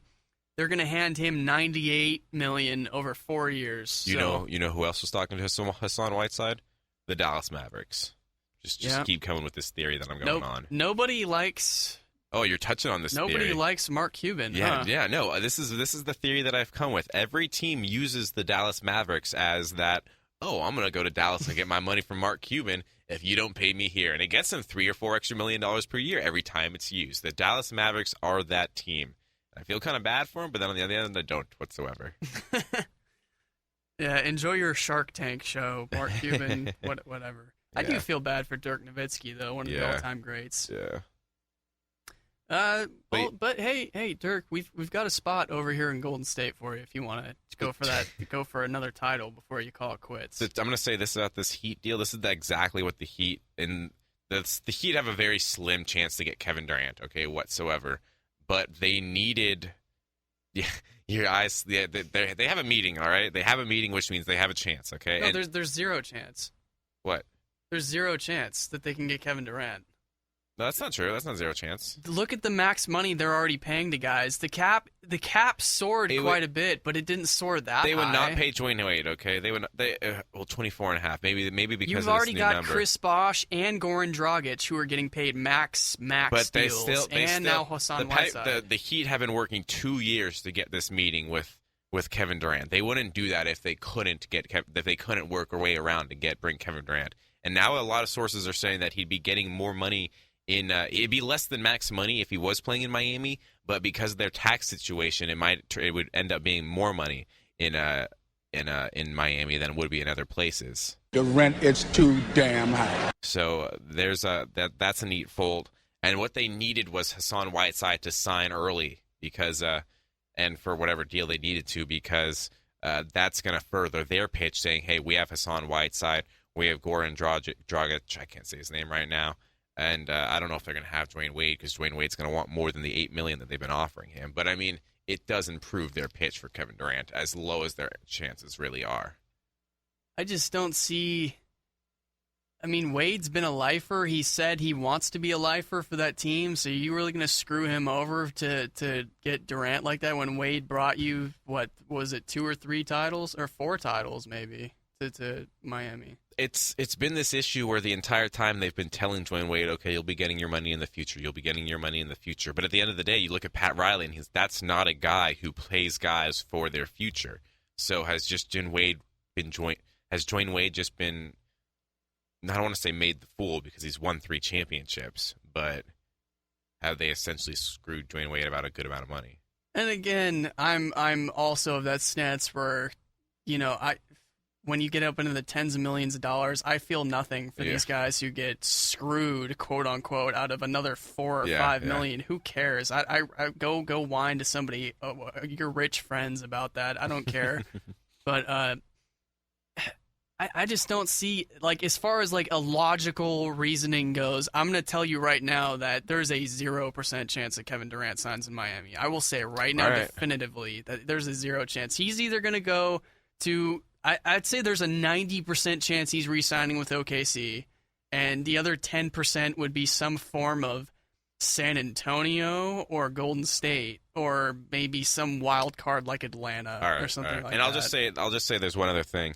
There is also the idea that this is going to be the only period that some of these guys are able to talk to Durant. The front offices are able to talk to Durant before this entire whole next season starts, right? So they may also just be getting into the room so that they can talk to him about the next season as well, the season after. So maybe some of these teams, maybe the Heat, their objective isn't even to get Durant this season. It's maybe to, when it opens up a little more next season, they make a move for Durant. Maybe that's why they want to talk to him. But yeah, so who knows with these meetings? Who knows?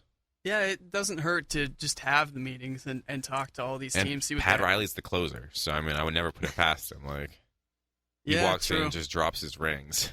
Yeah, that is very true. All right, moving on. Yes. Bigger than Kevin Durant, Jeremy Lin. Ooh, Linsanity. Also made a signing. He decided he doesn't want to win a championship in the next 3 years, and he went to the Brooklyn Nets, who have exactly 0 draft picks coming their way.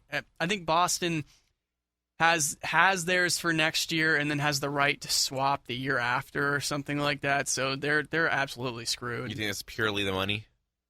Huh? You think this is purely the money? Heck yeah. What else would it be? I would have thought he could have gotten more than $12 million per year. They're the Brooklyn Nets, but they play in New Jersey. Let's not fool ourselves. So what is there to... No, they play in Brooklyn now. Do they play in Brooklyn? They have a new stadium. They have a new arena.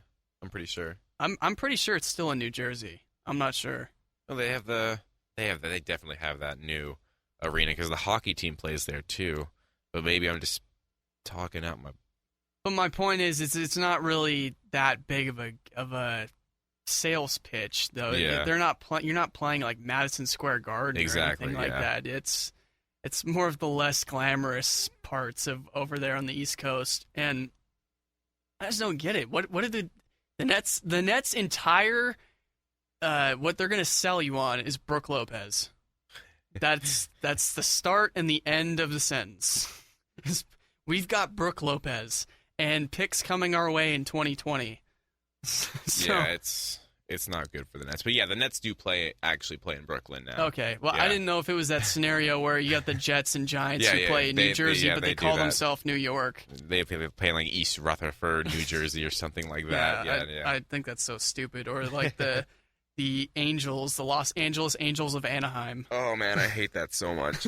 Why again? They just be the California Angels again. All right, let's make things right again, MLB. I don't want them standing for California. But okay. There's 5 California teams. I don't think That's you true. can be called a That's California team like that. All right. Next deal. So I think the next biggest, in all seriousness, big chip that signed, there were rumblings at first that the Lakers might have had a shot at him because of his upbringing, but DeMar DeRozan goes back to Canada and signs. He's putting all of his trust in Kyle Lowry in the plan up there. So yeah, he re-signs $139 to $145 million. That is a lot of dough. Did you see his quote about why he went back? No, I didn't. He said he wants to be the greatest Toronto Raptor of all time. Do you think good for him. Do you think he can achieve that? Possible, yeah. He'd be going against who? Vince Carter? Vince Carter didn't stay there long enough. That's though. true. That's true. Vince Man. Carter bounced. He went to the Nets and then McGrady bounced. yeah. Yeah, he might be able to do it. Del Curry. Bismack Biyombo? No. Yeah. He doesn't have a whole lot of stiff competition. Drake? I'm lost. I'm at a loss first. So yeah. I mean, now Kyle Lowry, they can just kind of battle it out together. So Yeah, they'll form a nice tandem there for a while. That team will be, and Damari Carroll signed a pretty lengthy deal, so those three will form the 1, 2, and 3 position on that team for quite a little while. If they can grow and evolve, they've failed in the playoffs now, but they've also succeeded in the playoffs now. That's what a lot of players think that you really need to make the next step in the NBA is, fail a couple of times, go through adversity. So they've gone through adversity now. So we'll see if they make that next step going forward in the NBA playoffs and make a finals appearance. Yep. And now this next deal. The next deal, yes. Ooh, this one was a steal, in my opinion. Absolute steal. I did a triple take when I saw the name and the money attached to it. I was like, how could they get him for so cheap? How is this possible? Okay, cat's out of the bag. Yeah, this was actually one of the worst signings I've seen in history, in the recent history. Timofey Mozgov, who played no role in the Cavaliers' recent championship run, was just signed to an average of $16 million per year for 4 years running to the Los Angeles Lakers. There we go, Lakers. Nice move. There's that Kobe money. Oh, my gosh. Been put to good use. Yeah, they just gave their Kobe money to Timothy Mozgov. Oh, my God. Okay, so there was a stat I saw. Let me just describe how inept the Lakers are. The Lakers just went from the 76th out of 76th offensive win shares among centers at the center position. They upgraded to going way up that ladder to 75th out of 76. Progress is progress, Eric. Progress is progress. If you're paying $16 million, though, for that one place, you are inept. Hey, inept. Today's cap, right? Today's cap. I guess that's what I'm just going to, all these guys are saying, well, today's cap money. Today's well, there you go. Now that's the consequence of your damn cap is now Timofey Mozgov gets $64 million. When I saw this come up on my phone, I quickly glanced at it and I was like, oh, 4 years, $34 million. That's maybe that's overpaying, but that's a reasonable deal. And then I was like, wait a second, did I misread that? I looked back and I saw 64. My jaw just dropped. I was like, oh my God, what? Do you know what still would have been an overpay? 4 years, $6.4 million. Average or total? Total. I cannot say you're wrong. I cannot say... it's like they're just giving out money to say that, hey, we spent during this period. I don't know what their end game is there. Yeah, I'm flabbergasted. Maybe. Okay, so here's the one. He was coming off an injury that is said to have lingered with him throughout the season. But, I mean, let's... So why not give him more? Well, let's just give him more, Eric. Let's 4 years, let's 80 shower million. him with money. 4 Let's years, give him 80 the actual million. Cody. Let's give him the Kobe contract. Let's sign him to a $20 million deal. Thank you for the laugh, Lakers. Thank you for the laugh.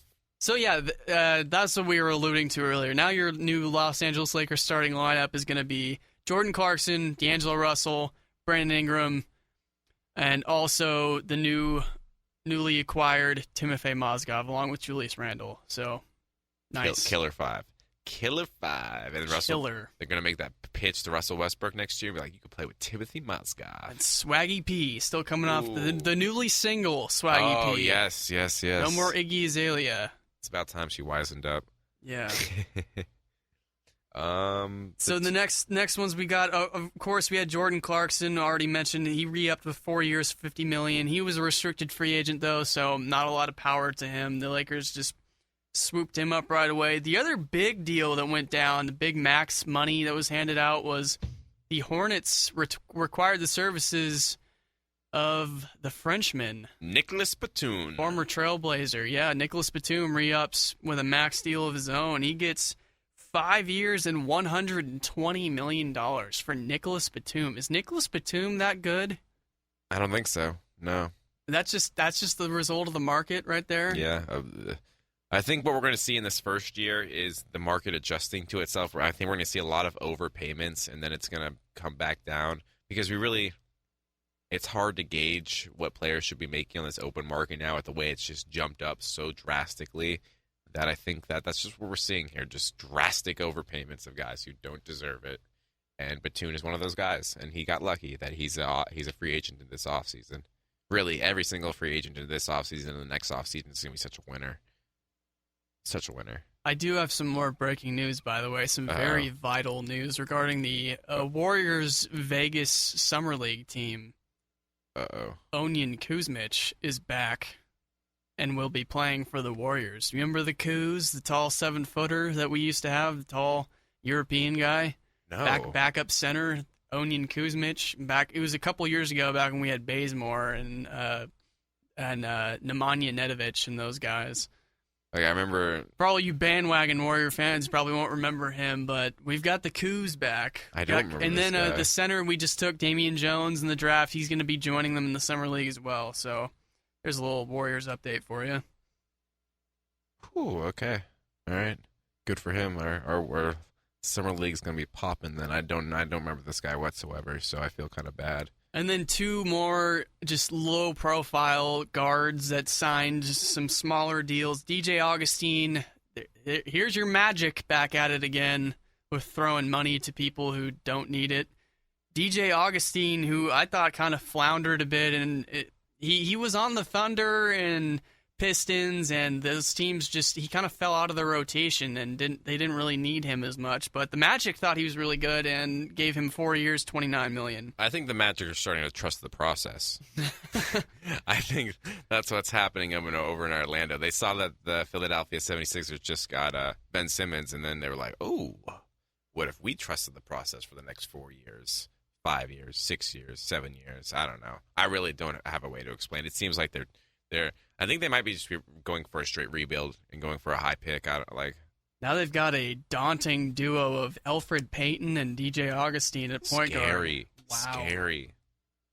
That might be one of the worst point guard tandems. The Sixers might beat that output this year. Speaking of former Sixers, Ish Smith also signed a deal. He went to the Pistons. That was a pretty okay deal, I guess. 3 years, $18 million, so you're only committing $6 million per year. But who would have thought that Ish Smith, who was waived a few times the past few seasons, would get a $6 million per year salary? Good for him. Former Warrior, right? Was he I believe at one time he might have had a little brief like a stint. small stint with the Warriors, yeah. And then two more deals that we have to report. They're not exactly done deals, but they're either agreed in principle or rumored or really close to. Bradley Beal going back to the Wizards, which a lot of people predicted anyway, on a max deal, $128 million over 5 years. That is massive, absolutely massive. And then Joakim Noah goes to the Knicks. $72 million for Joakim Noah over 4 years. A guy who missed most of last year with injury. He's proved he's pretty injury prone in his career. Why give that much money? I mean, yeah, you acquire Derrick Rose. Derrick Rose really wants Joakim Noah, so now you acquire Derrick Rose, and now he's the GM all of a sudden. You want to make him happy as he can be. I don't know. Phil Jackson just decided to get all these old Bulls and bring them over to this squad and say, hey, there we go. Let's surround old Bulls. Let's surround Carmelo and Porzingis with old Bulls, and that'll work out for him. You can do it! Oh, man. Even when Noah was that year that Kevin Rose, even that year that Derrick Rose was injured and what's his name? Noah was getting some MVP consideration. Like, he was only putting up like an 11-12 and like 3-3 or something to that extent. It wasn't. He's a solid center at best, but he's not solid defensive center. He's not a. Given that he's already at the 30-year-old mark on the wrong side of 30. Yeah, 4 years. Maybe if it was a 2-year deal, I like it a lot better. 2 years, same money. 18 years for 2 years of Joakim Noah, I think is good. But when you go to 4 years, that's my thing. Is it's the length that bugs me. I was going to say that's my one problem with like a Mozgov deal or something like that. Is with these guys that are unproven and these teams, they're throwing so many years at these guys. What's wrong with a 2-year deal? So then that way, if he's good, you get him for 2 whole seasons. That's nice. And then if he's not, that first whole year doesn't work out so well, then the next year he's an expiring contract and a trade piece. Yeah. Works out for both sides. And at least the guy gets 2 years of guaranteed salary where it's not just a 1 year. He gets a little bit of security. I think that's fair. Oh, I agree 100% with that sentiment. Just these 4-year deals, that's a long time to hope to stay with an aging Joakim Noah. So who do we got left now in the free agent market? I've come up with about a 10-name list or so around there of some guys who are still out there waiting to be signed. Obviously, you want to play rapid fire with this? Sure. Just you name a name and we both name teams that we'll think he'll be going to. All right.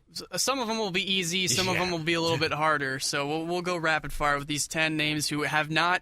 There's not even a rumor that they've signed an offer sheet or anything yet. Number 1, LeBron James. Obviously Cleveland. Cleveland. Yes. Yeah. We've already talked about staying in Cleveland several times now. So, but you never know with him with his word. Yeah. True. Yeah. Slightly harder now. Kevin Durant. Ooh. I'm gonna say Thunder. Smartest decision for Thunder. him. Yeah. 1-year deal, 1-1. Yeah, I'm going to say the LeBron contract. Yeah, exactly. I'm going to say that's what he does. Okay, Dwayne Wade. Ooh. Come on, Heat boy. Where's he going? I don't think he's going to stay at the Heat. I don't know. Okay. Durant's not happening, so he's staying with the Heat. Realistically, Durant's not happening, so I say they're going to give the money to Dwayne Wade. I'm going to throw a curveball at you. You ready for this one? All right, go. Okay. Heat pissed him off royally. Kevin Love gets traded. Dwayne Wade signs with the Cavs. Ooh, yes, I heard about that. Oh, man. Dun, dun, dun. Yes, that'd be a lot of fun. What? Oh, man. Remember when Dwayne Wade and LeBron were like talking during that Christmas game with their hands over their mouths? That's what they were talking about. This is what they were talking about right here. Yeah. They don't really have a need for happen. Kevin Love. Yeah, I could definitely see that happen. I heard that at first teams didn't take that Dwayne Wade saying that he's going to take in other offers seriously. But now they're starting to see like there's a lot of disgruntlement from the Dwayne Wade camp. So this issue may be bigger or is bigger than last year's. Than last year. Because it happened again last year. He made a little bit of a mess, but it seems that this time it's actually gotten to him as opposed to last year. And the fact that this is happening again has to be taking a toll. After he said that it would never happen again. Yeah. Yeah. Next guy that I have is Pau Gasol. That's an interesting one because he's not really linked to a certain team. I have one in mind already, though, that a lot of people aren't really thinking about. I'm going to go San Antonio. Oh, yeah, that's what I was going to go with, San Antonio. There's a big if right there is if Tim Duncan returns. I'm not sure how that's going to work out because you've already got Aldridge, obviously, in tow, and I don't know how willing Tim Duncan would be to come off the bench an entire season. And then you've got Boban Marjanovic, the big dude, and then Boris monster. Diaw and a lot of other guys that are possibly in the rotation, and Pau Gasol has been pretty adamant in saying he's not interested in a bench role. He wants to start where he goes. So we'll see what happens there. Very likely, though, that Pau Gasol goes to San Antonio. It makes a lot of sense. A lot of European influence on that team. It could happen. Well-run organization, too, and the Lakers to the Bulls. Now this squad, it makes sense for them. Mike Conley. We have a little info on this, but I'm going to say... Is Chandler Parsons enough to lure him back? Oh, that is from what I read. Like as soon as that deal came off, I heard that Mike Conley was talking to the Grizzlies president. He was talking to Chandler Parsons. He was talking like that whole. Pretty sure he's going back to the Memphis Grizzlies after this whole Chandler Parsons deal went down. Okay, that's a pretty decent core. Michael Conley and Chandler Parsons and Marc Gasol. It's a mini big three of sorts. If Chandler Parsons can produce. And Tony Allen at the 2, and then, I don't know, do you play Zach Randolph at the 4? I think he's kind of relegated to a bench dude. He was moved to the bench a lot last year. Who do they have starting over him? I don't know. Yeah, neither do I. Different looking lineup, though. I mean, they could even go smaller and have Tony Allen play the 3 and Parsons the 4. Yeah. And then have a different guy at the 2. So there's a lot of different ways they can toy with that lineup. Assuming Mike Conley goes to the Grizzlies, though. I think he will. It's same. Al Horford. Ooh, man. This is a tricky one. What if? There's a lot of what ifs. How attached? I've heard his name is very attached to Kevin Durant, so I want to kind of do that. It depends on if the team Durant goes to can afford, because Durant's going to be getting a ton of money. So how much cap space will there be? That's a good point. Because Horford wants at or near max deal money too. Yeah, the Thunder have said they've wanted to move for him. Atlanta's been going for him. The Heat were talking to him before they signed Whiteside. I don't know what other teams have been in there. There have been quite a few teams. I don't see any kind of scenario where the Thunder can get him, and the reason being is because they have Cantor to a max deal already, Adams and Sabonis, who they just traded for. Not really room for a Horford on that team. Man, I am blanking on where he could go. What are the other teams that are interested in him? I'm going to say Boston Celtics. Boston Celtics, is that the only other team? Otherwise, he'd re-sign with Atlanta. Yeah. Now that the Thunder are out of the picture, Warriors, that's just our talk. There haven't been any reports to them. The Heat were a team that were linked to him, but then Whiteside re-signed. Exactly, and those are the only teams. I want the Warriors to be in on him, but I just don't see a scenario where that plays out. Okay, then I'm just going to stick with... Another dark horse would be Portland. Portland, I haven't heard anything about them, but I could see that fitting. I'm going to stick with Atlanta. He's one of their main pieces there, and it seems like a lot of guys, the majority of this free agency has been guys sticking with their teams. There's been a couple of exceptions. Dirk Nowitzki. Ooh. Another lifer like D-Wade. Is this the year that a supposed lifer actually changes course on his ship? No, I think he's going to stay with the Mavericks. Stay with the Mavs? Yeah. Nowitzki's a little bit older, too, and a little bit He's always been willing to play ball. Yeah. He's primed for a front office role once he's out of his playing days, so I can see him staying in the Mavericks just to continue to build those bridges. Okay, fair enough. Next, I have Dwight Howard. Ooh, man. He just had a meeting with the Atlanta Hawks. He was unfortunate enough to land Dwight Howard. Ooh, man. He wants $24 million per year. Jeez. Yeah. He's been linked to Portland. Portland, the Hawks. A reunion with the Magic's pretty much ruled out at this point just because of the Ibaka trade. The Mavericks? Did I say the Mavericks already? Mavericks are a possibility. Yeah, they're a possibility. To be honest, I could see him going to the Mavericks. I don't know why, but... it makes sense, just because the Mavericks will have missed out so much, and after the DeAndre Jordan fiasco and missing out on a big-time center... And they could pay, and he wants money. They have the money, yeah. And that Texas tax is pretty low. I could see it being... Very likely. Yeah, the Dallas Mavericks. We were just talking about how players use Mark Cuban to add more millions to their own contract, but I can see Dwight Howard being the exactly type of player to be actually completely be swayed by Mark Cuban and just be like, yeah, okay, I'll take the money. Yep. Even though we won't win here. Yeah, true. Harrison Barnes. Oh man, I'm gonna say the Lakers because I want him to be off this team. So even though the Lakers take a small forward in Ingram at the number 2 pick overall in the draft, I forgot about them doing that. That kind of killed those plans. Yeah. Where else would he go? Yeah, that was the only name that I had of places he might go. Atlanta. Maybe is. Bazemore's a free agent. Were the Wizards interested in him? Spoiler alert: Bazemore's my next guy. All right, well, he's going back to the Warriors because they need him on their bench for the celebrations. Our celebrations just have not been coordinated enough since Bazemore's been gone. Warriors then, because the Lakers are the only other team, and I think that situation's done now. Well, it's going to tie in large part, assuming Durant re-signs. Or some random bad team. If that report that came out was true, that the Warriors are going to match anything that Barnes gets if Durant signs with the Thunder again, then it's pretty much set. See essentially what's been going on in free agency, and there's going to be a lot more to pass the next few days, few hours, week or so. So we'll News keep is coming you out up. as we talk. We'll keep you up to date. Everything will have settled by next time we come up with another show, so we'll definitely let you know what's happened and everything that's gone down. And so to wrap up today's show, we're going to head back into an old segment. We have a question today, a little bit of fan mail. This is a literal fan mail, too, because this isn't an audio clip like we've been pulling before. It's something someone has written to us. Ashley from San Jose. I have an essay due Sunday. How am I supposed to write an essay in France? Okay, so normally we go for more sports-related topics on the show, but we're going to humor this. It was the best question We're going to respect our fans. We're going to respect what they want to hear, what they want advice for, so we'll play a little bit of this. So she's in France. She's obviously going to be drinking wine, so that's going to be making it more difficult to write this essay. Yeah. And dealing with stuck-up people. Yes. It's a very nice place as well, so I don't really know how you're supposed to write an essay in France. I don't know how you're supposed to do anything in France other than go wee-wee, eat bread, and smoke, and drink wine. It's every stereotype, caught up in one. I think I rolled them all together. And eat French fries. Yes, that's absolutely the main one, too. Good luck, Ashley. What's the French equivalent of Microsoft Word? Microsoft. What? There we go. A mic croissant? Is that what you... That is what I said. My croissant? My croissant? Baguette? We just lost all of our French viewers. Yeah. All one of you.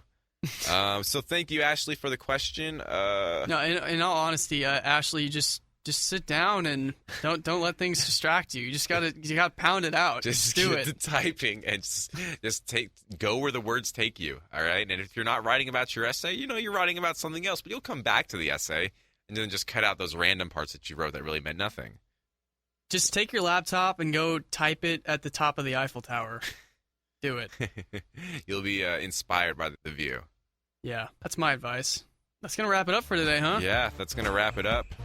All right, well, that was a nice action-packed show. We had a lot of content to go over. Oh, one thing you're talking about, we're going to start using the Facebook page a little bit. Try and use that, experiment with that a little bit. Maybe give a little, just during the week when we're not doing a show, just a little thought that maybe something that wouldn't make the show in the first place, but just, give our opinion out there, let people know, and yeah, we're gonna be a lot more interactive, a lot more involved with you guys. We really value your guys' opinions and want you guys to contribute to the show in any way possible. So hit us up on the Facebook page or one of our accounts individually. Twitter, go ahead. Any kind of social media. I'm still at Dalton Wicks on the tweets. I'm at DH2 the Mamba. I hope you're having a good morning, a good afternoon, a good night, a good weekday, or a good weekend. I'm out. Stay classy.